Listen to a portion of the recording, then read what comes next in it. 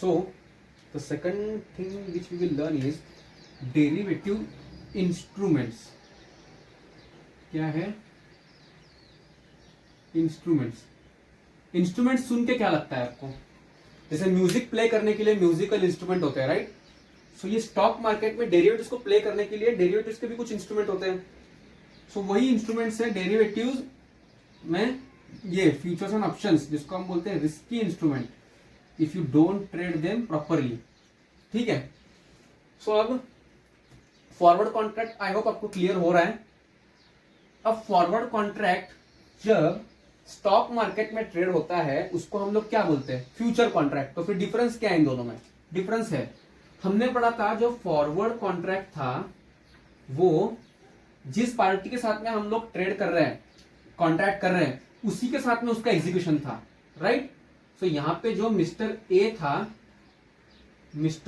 था और यहां पे जो था मिस्टर बी, इन दोनों के बीच में कैश एक्सचेंज और गुड्स का एक्सचेंज होने वाला था, जो फिजिकली सेटलमेंट होने वाला था. लेकिन फ्यूचर्स, यही जब ये forward contract, same logic forward contract का जब स्टॉक मार्केट में चलता है ना, अब स्टॉक मार्केट में आप बोलते हो मैंने LIC के 100 शेयर्स परचेस किए. सो किससे आए? किसके डिमांड से निकले? मालूम है आपको? नहीं. स्टॉक मार्केट में चलता है कैसे जनरली? ये है टोटल बायर्स, ये है टोटल सेलर्स. ठीक है. ये है 10 लाख बायर्स, ये है 10 लाख सेलर्स. ये दोनों भी अपनी रिक्वायरमेंट एक बॉक्स में डाल देते हैं. इस बॉक्स में इन लोगों ने शेयर्स डाल दिए, ये सारे शेयर्स है जो बेचने हैं. ठीक है, जितना भी है. और इन लोगों ने ना यहाँ पे ऑर्डर डाल दी. सो जिसको बेचना है, जिसको खरीदी करना है, वो मैप हो जाएगा. इसमें 1-to-1 कोरिलेशन नहीं होता है. जैसे हम लोग यहाँ पे देख रहे हैं मिस्टर ए मिस्टर बी के साथ में, यहाँ पे ऐसे कितने सारे मिस्टर और कितने सारे मिस्टर बी होंगे, राइट? सो यहाँ पे क्या होता है जनरली, अगर 10 लाख बिकने वाले हैं और 10 लाख खरीदने वाले हैं तो मैच हो जाता है. किसका किसके पास में शेयर आ रहा है ये मालूम नहीं पड़ता है, राइट? सो इस तरीके से जब फॉरवर्ड कॉन्ट्रैक्ट की ट्रेडिंग स्टॉक मार्केट में चलती है तो उसको हम लोग बोलते हैं फ्यूचर कॉन्ट्रैक्ट. सो ये फ्यूचर कॉन्ट्रैक्ट चल रहे हैं, इसका लॉजिक क्या है? जैसे हमारे केस में इस इंस्ट्रूमेंट का जो अंडरलाइन था, अंडरलाइन मतलब जिस पे ट्रेडिंग हो रही है. फॉरवर्ड कॉन्ट्रैक्ट हमने पढ़ा था कॉटन, जिस कमोडिटी के ऊपर ट्रेडिंग हो रही थी मिस्टर ए और मिस्टर बी के बीच में, दैट अंडरलाइन वाज कॉटन. सो यहां पे अंडरलाइन क्या है फ्यूचर्स में?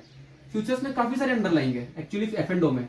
यहां पे शेयर है, यहां पे कमोडिटी है, यहां पे इंटरेस्ट रेट है. ठीक है, शेयर के ऊपर भी चल रही है. और यहां पे फिर से एक और इंडेक्स है, इसको हम इंडेक्स देखेंगे. तो शेयर के ऊपर चल रही है, इसको हम क्या बोलेंगे? शेयर मतलब इक्विटी शेयर, इसको हम बोलेंगे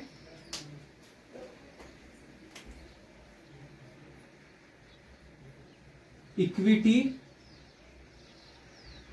डेरिवेटिव्स, इसको बोलेंगे कमोडिटी डेरिवेटिव्स, इसको बोलेंगे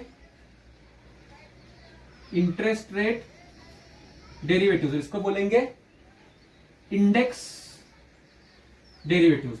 और डेरिवेटिव्स मतलब क्या? इसमें फिर से सबके F&O होंगे, सब चीजों के. कमोडिटी के भी F&O, इसके भी F&O, इसके भी F&O और इसके भी F&O, right? Share, commodity, interest rate, index. मैं तो बोलता हूं इसमें ये है आपका, ये बादल, बारिश आने वाली है.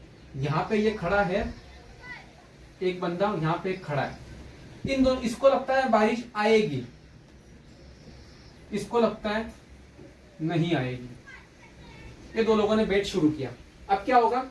ये बोल रहा है चल ठीक है आएगी तो मैं तेरे को, अगर नहीं आएगी तो मैं तेरे को 100 रुपए दूंगा. और ये बोल रहा है आएगी तो मैं तेरे को 100 रुपए दूंगा, क्योंकि इसका बेट क्या है कि नहीं आएगी. अगर आ गई तो ये जीत गया, मतलब इसको देना पड़ेगा. तो जीत और हार किसकी हो रही है इस पे डिपेंड करता है कि कौन पैसा किसको देगा. सो यहाँ पे क्या है? ये कॉन्ट्रैक्ट है फ्यूचर, क्योंकि अभी तक तो बारिश आई नहीं है. अगर आई होती तो ये कॉन्ट्रैक्ट थोड़ी करते हैं.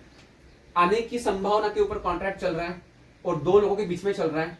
पैसा एक्सचेंज होने वाला है एट अ फ्यूचर, बट जिसका प्राइस आज डिटरमाइन हुआ है 100 रुपए. तो अब बताओ इसमें अंडरलाइन क्या है? इसमें है बारिश, इसमें ये जो बारिश ये है अंडरलाइन. ठीक है. दूसरा ये है पार्टीज ए एंड बी और फ्यूचर डेट और टाइम, जो भी डेट एंड टाइम पे है, एंड प्राइस फिक्स टुडे, अभी फिक्स हुआ है, राइट। तो इसको, ये जनरली है, तो इसको आप लोग क्या बोलते हो, ये इसको हम बोलते हैं सट्टा, राइट। ये सट्टा है। लेकिन क्या जब ये सट्टे की पूरा लॉजिक हम शेयर, कमोडिटी, इंटरेस्ट और इंडेक्स को लगाते हैं तो क्या इसको सट्टा बोलते हैं या स्पेकुलेशन बोलते हैं, या इसको हम लोग इस इंस्ट्रूमेंट को यूज करते हैं फॉर हेजिंग। हेजिंग मतलब रिस्क को कवर करना, लॉस को कवर करना या लॉस को बचाना, उसको हेजिंग बोलते हैं। तो जब डेरिवेटिव्स इंस्ट्रूमेंट सबसे पहले मार्केट में आए थे, उसका इंटेंशन क्या था कि आपके पास में अगर कोई पोजीशन है, शेयर्स में आपने लॉन्ग किया है, खरीदी करके रखे हैं, अगर शेयर गिरता है और आगे गिरते ही जा रहा है, उस लॉस से आपको अगर बचना है तो आप क्या करो, एक पुट ऑप्शन बाय कर लो। समझ लो, अभी पुट ऑप्शन बाय कर लो या फ्यूचर सेल कर लो। जनरली ये लॉजिक से डेरिवेटिव इंस्ट्रूमेंट आए थे, लेकिन अब हो क्या रहा है, लॉजिक तो गया भाड़ में, अब डेरिवेटिव इंस्ट्रूमेंट की ट्रेडिंग ही चल रही है। ठीक है, मार्केट खुला नहीं की ट्रेडिंग होती है शुरू, और लोग आते हैं पैसा कमाने के इंटेंशन से, और फिर क्या होता है 90 to 95% लूज ही करते हैं। सिर्फ 5% लोग हैं जो कमा लेते हैं, बाकी सब लूज कर देते हैं पैसा। तो देखिए, शेयर, कमोडिटी, इंटरेस्ट और इंडेक्स, इसमें से हमारे लिए इंपॉर्टेंट कौन कौन से है, शेयर वाला और इंडेक्स वाला। इनको हम क्या बोलेंगे, अंडरलाइन। अंडरलाइन मतलब जिसके ऊपर बेट लग रहा है, ठीक है। और बेट किस तरीके का लग रहा है, फ्यूचर हो रहा है या ऑप्शन हो रहा है, वो आगे पढ़ेंगे। तो ये हो गया डेरिवेटिव्स इंस्ट्रूमेंट, अंडरलाइन, उसके टाइप्स, और फिर ये इक्विटी डेरिवेटिव्स, कमोडिटी का नेम, एफ&ओ। और ये हम लोगों ने यहाँ पे लॉजिक समझ लिया कि कैसे डेरिवेटिव्स का ट्रेडिंग चलने वाला है। सो अभी पहले हम लोग समझेंगे फ्यूचर कॉन्ट्रैक्ट को, कि फ्यूचर कॉन्ट्रैक्ट जब हम लोग निफ्टी के फ्यूचर्स ट्रेड करते हैं तो निफ्टी के फ्यूचर्स का मतलब क्या होता है, व्हाट इज निफ्टी फ्यूचर्स, ठीक है।